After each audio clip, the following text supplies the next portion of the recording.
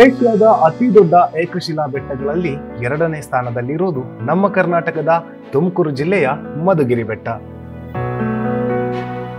ಬೆಂಗಳೂರಿನಿಂದ 107 ಕಿಲೋಮೀಟರ್ ಇರುವ ಈ ಜಾಗಕ್ಕೆ ರಾಷ್ಟ್ರೀಯ ಹೆದ್ದಾರಿ 4ರಲ್ಲಿ ಬರುವ ಡಾಬಸ್ಪೇಟೆಯಿಂದ ಕೊರಟಗೆರೆ ಮಾರ್ಗವಾಗಿ ಮಧುಗಿರಿಗೆ ತಲುಪಬಹುದು.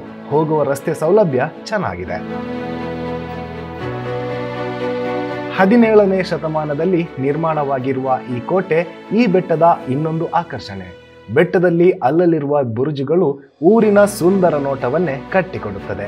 ಚಾರಣ ಆರಂಭಗೊಳ್ಳುವುದು ಕೋಟೆಯ ದ್ವಾರ ಪ್ರವೇಶಿಸುವ ಮೂಲಕ. ಸ್ವಲ್ಪ ದೂರದಲ್ಲಿ ದೊಡ್ಡ ಕೆರೆಯ ಪಕ್ಕದಲ್ಲಿರುವ ನೀರಿನ ತೊಟ್ಟಿ, ಮಳೆ ನೀರು ಸಂಗ್ರಹ ಹಾಗೂ ಜಲ ಸಂರಕ್ಷಣೆಯ ಕುರಿತಾಗಿ ಅಂದಿನ ಜನರಿಗಿದ್ದ ಕಾಳಜಿಗೆ ಹಿಡಿದ ಕನ್ನಡಿಯಾಗಿದೆ. ಚಾರಣ ಪ್ರಿಯರ ಫೇವರೇಟ್ ಸ್ಪಾಟ್ ಆಗಿರುವ ಈ ಬೆಟ್ಟ ಏರಲು ಸಾಕಷ್ಟು ಶ್ರಮ ಹಾಗೂ ತಾಳ್ಮೆ ಅಗತ್ಯ. ಮೊದಲ 20 ನಿಮಿಷದ ಹಾದಿ ತುಂಬಾ ಸಲೀಸು, ನಂತರದ ಪ್ರತಿಯೊಂದು ಹೆಜ್ಜೆಯೂ ಭಾರವಾಗಿರುತ್ತೆ. ಇಕ್ಕಟ್ಟಾದ ಏರು ಹಾದಿಯಲ್ಲಿ ಸಾಗಬೇಕು. ಆಧಾರಕ್ಕಾಗಿ ಕಬ್ಬಿಣದ ಸರಳುಗಳಿವೆ.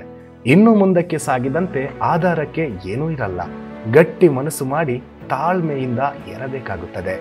ಬಂದ ದಾರಿಯತ್ತ ತಿರುಗಿ ನೋಡಿದರೆ ಆಳ ಪ್ರತಾಪ ಕಂಡು ತಲೆ ಸುತ್ತಿದ ಅನುಭವವಾಗುತ್ತದೆ. ಅಂದಿನ ಸ್ಥಳೀಯ ಪಾಳೆಗಾರರಾಗಿದ್ದ ರಾಜ ಹಿರೇಗೌಡರು ಈ ಬೆಟ್ಟದಲ್ಲಿ ಕೋಟೆ ನಿರ್ಮಿಸಿದ್ದರಂತೆ. 1670ರ ಸುಮಾರಿನಲ್ಲಿ ಮಣ್ಣಿನಿಂದ ಈ ಕೋಟೆಯನ್ನ ನಿರ್ಮಿಸಲಾಗಿತ್ತು ಎಂದು ಹೇಳಲಾಗುತ್ತದೆ. ನಂತರ ಹೈದರಾಲಿ, ಟಿಪ್ಪು ಸುಲ್ತಾನ್ ಹಾಗೂ ಮೈಸೂರು ಅರಸರ ಆಳ್ವಿಕೆಯ ಕಾಲದಲ್ಲಿ ಕೋಟೆ ಪುನರುಜ್ಜೀವನಗೊಂಡಿತಂತೆ. ಬೆಟ್ಟದ ತಳದಲ್ಲಿ 4 ಗುಹೆಗಳಿವೆ, 3 ಮುಖ್ಯ ದ್ವಾರಗಳಿವೆ.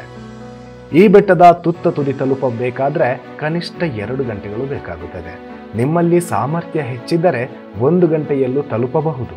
ಸಮುದ್ರ ಮಟ್ಟದಿಂದ 3985 ಅಡಿಗಳಷ್ಟು ಎತ್ತರ ಇರುವ ಈ ಬೆಟ್ಟದ ಸುತ್ತಲೂ ಕಣ್ಣು ಹಾಯಿಸಿದಾಗ ಕಾಣುವುದು ಬೆಟ್ಟದ ಸಾಲುಗಳು, ಮಧುಗಿರಿ ಪಟ್ಟಣದ ವಿಹಂಗಮ ನೋಟ, ಹಸಿರು ಒದ್ದ ಭೂರಮೆ, ವೇಗವಾಗಿ ಬೀಸುವ ತಂಗಾಳಿ. ಇವೆಲ್ಲವನ್ನ ಕಣ್ತುಂಬಿಕೊಂಡರೆ ಹತ್ತಿದ ಆಯಾಸ ಕಡಿಮೆಯಾಗತೊಡಗುತ್ತದೆ. ಬೆಟ್ಟ ಹತ್ತುವಾಗ ಶಕ್ತಿಯ ಸಹಾಯ ಬೇಕಿದ್ದರೆ ಇಳಿಯುವಾಗ ತಾಳ್ಮೆ ಬೇಕಾಗುತ್ತದೆ. ಚಾರಣಿಗ ಎಚ್ಚರ ತಪ್ಪಿದರೆ ಅಪಾಯ ಕಟ್ಟಿಟ್ಟ ಬುತ್ತಿ. ನೀವೇನಾದರೂ ಈ ಬೆಟ್ಟಕ್ಕೆ ಚಾರಣ ಮಾಡಬೇಕೆಂದಿದ್ದರೆ ಚಳಿಗಾಲ ಸೂಕ್ತ ಸಮಯ. ಮಳೆಗಾಲದಲ್ಲಿ ಬಂಡೆ ಜಾರುವ ಸಂಭವ ಇರುವುದರಿಂದ ಚಾರಣ ಅಪಾಯಕಾರಿ. ಬೇಸಿಗೆಯಲ್ಲಿ ಬಿಸಿಲಿನ ತಾಪಕ್ಕೆ ಕಷ್ಟ ಸಾಧ್ಯ. ಆದ್ದರಿಂದ ಚಳಿಗಾಲವೇ ಚಾರಣಕ್ಕೆ ಸೂಕ್ತ. ಬೆಳಿಗ್ಗೆ ಬೇಗ ಚಾರಣ ಆರಂಭಿಸುವುದು ಉತ್ತಮ.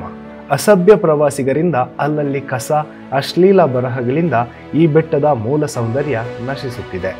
ಕೋಟೆಯ ನಿರ್ವಹಣೆ ಕೂಡ ಕಳಪೆಯಾಗಿದೆ. ನೀವು ಈಗಾಗಲೇ ಈ ಬೆಟ್ಟಕ್ಕೆ ಹತ್ತಿದ್ದೀರಿ ಎಂದಾದರೆ ನಿಮ್ಮ ಅನುಭವ ಹೇಗಿತ್ತು ಎಂದು ಕಮೆಂಟ್ ಮಾಡಿ.